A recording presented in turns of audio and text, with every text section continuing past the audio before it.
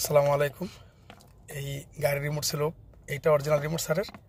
তো এইটা পরিবর্তে আমরা আবার এই রিমোটটা নতুন করে প্রোগ্রামিং করলাম। আলহামদুলিল্লাহ আমাদের প্রোগ্রামিং সাকসেস। এটা অরিজিনাল রিমোট। Lock unlock,